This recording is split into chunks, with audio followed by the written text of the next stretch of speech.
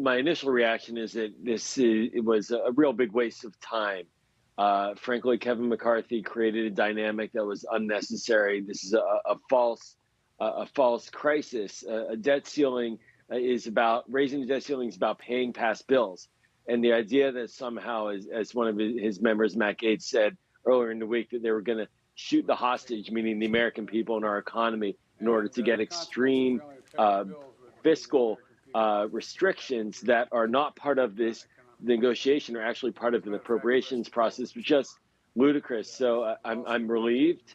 I'm glad to see that President Biden was able to speak some reason to Kevin McCarthy. Kevin McCarthy saw the politics of this, and this was turning in a direction where he was going to be looking very much like the one who's trying to tank the American economy, especially with his members like Matt Gaetz speaking the way they did.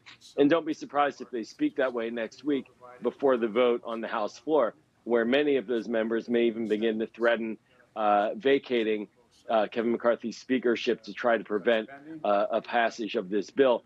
So this is disappointing. This has happened, but I'm glad that we do have an agreement. Hopefully we can move forward, and that this can then be punted at least till after the 2025 election, when hopefully Democrats, frankly, will win the majority in the House and not have to worry about this kind of manufactured crisis again.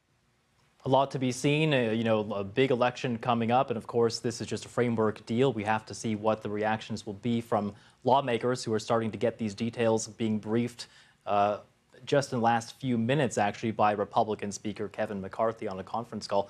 I want to read you to some reaction that we are getting in from lawmakers. This is coming from the Freedom Caucus. It's a group generally considered to be the most conservative wing of the Republican Party. This coming from Congressman Bob Good, and he says, I'm hearing the quote-unquote deal is for a $4 trillion increase in the debt limit.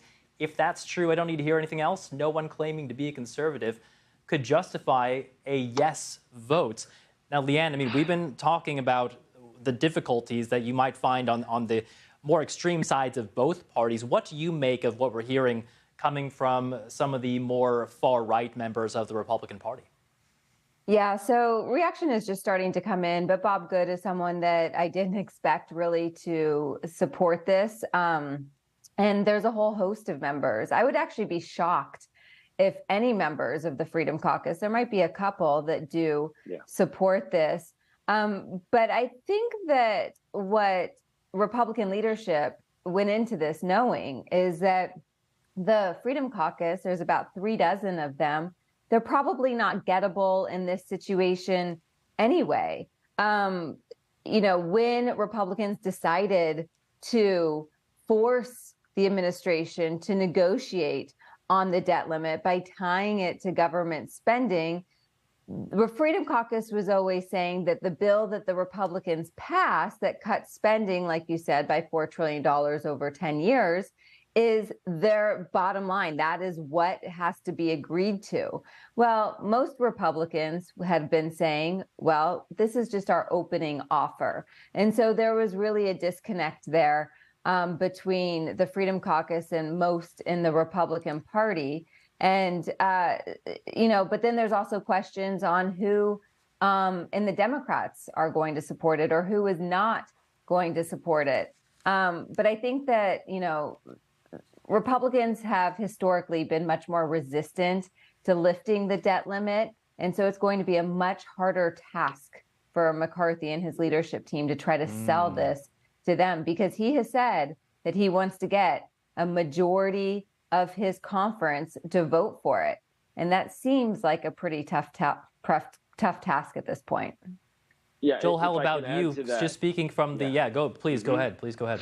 No, I mean, to Leanne's point, look, under Donald Trump, Democrats voted 3 times to lift the debt ceiling, didn't threaten to destroy the American economy, to get tax increases for the top 1% of taxpayers. So I agree with Leanne. I think that there's going to be a lot of Democrats who are going to vote for this and support it and support President Biden and remind the American people of which party wants to govern and which party wants to destroy the system that we have in front of us. Will there be Democrats out there, Joel, and sorry to interrupt, but won't there be some Democrats out there that won't be happy with what they're seeing in this agreement? Yeah, absolutely.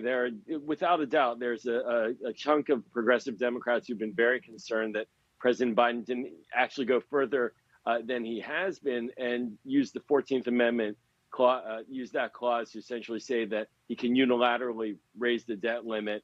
The president said he needs to look at that through the courts process as a concern, and there's not enough time to use that. So I think there's going to be grumbling, but it sounds like the core of the Biden agenda, the Inflation Reduction Act, student loan forgiveness, protecting Social Security, Medicare, protecting veterans benefits, those are solid. And if those are solid, then you're going to see Democrats coalesce. There are going to be a lot of concerns, but the problem in this equation from a progressive Democratic perspective is not Joe Biden. It's Kevin McCarthy. Well, Leanne, let's just circle back now because we've been talking about the process that needs to happen. And this is a late night deal. There's still details to be worked out. We only have a few of the details now in front of us. But looking ahead, you mentioned that we'll have to see a certain number of Democrats and Republicans getting on board. If you had to predict what we might see on Wednesday, because there's also ways that some lawmakers can slow down the process to maybe try to extract some more demands and bring us even closer to that June 5th deadline, what do you think we'll see? Do you think there are enough lawmakers out there that are happy enough, as Joel was saying, with this deal that this might get done on Wednesday? So I will say that there is some concern about the 72-hour rule. In order to be Speaker of the House, McCarthy made a lot of commitments, including bringing bills to the floor that a majority of his conference support, and also that there has to be a 72-hour waiting period before the legislation is released until there is a vote. There is some concern among people that just allows time for people to hear from interest groups, to hear from people who don't like this bill and really derail it. And so while there's this principle and agreement, they still have to finalize the legislative text. They have to find the votes, and they have to keep those people on board until this vote takes place. They're going to want it to take place as they can't hold the vote as soon as they have the votes. They're going to have to wait these 72 hours. And so there is some concern there, but I do think, and this is just a prediction because I'm not a whip counter, but just knowing the Republican and the Democratic caucuses very well, I think it's going to be a majority of Democrats who push this over the finish line. And is McCarthy willing to move in that direction and allow this bill to pass with mostly Democrats? I could be totally proven wrong, and he can sell this really well to his conference and they come on board. But it's risky for McCarthy moving ahead. Interesting. Joel, I just want to give you one last question here. Just regarding President Biden himself, he cut his trip short to Asia during that G7 trip to come back here and what he said, focus on getting a debt deal done. He then took off for Camp David and has been making a few phone calls, of course, with McCarthy. What's your sense on the role that the president actually ended up playing in these negotiations? Well, Carl, the principal is the principal, and all the team around him are still his staff, and he was applied and engaged the whole time. I think it was very unfortunate that he had to come back from the G7 directly rather than go to Papua New Guinea and engage our allies in the Pacific that we need in the fight in dealing with China in that whole theater. But he had to come back. He showed his leadership. He dealt with Kevin McCarthy. These were not easy negotiations. And I think that he's been applied and on the phone the whole time. Remember, this is a man who spent 50 years now, roughly, in between the Senate and as vice president negotiating with Congress. He knows how the rhythm of these negotiations go. And so without a doubt, he was very engaged. I mean, he did need to be here, and it looks like it's paid off. All right. Well, it sounds like we have a deal in place, and the next 72 hours will be very interesting indeed. Leanne Caldwell, political reporter for The Washington Post. Joel Rubin, who served with President Obama as the Deputy Assistant Secretary of State for Legislative Affairs.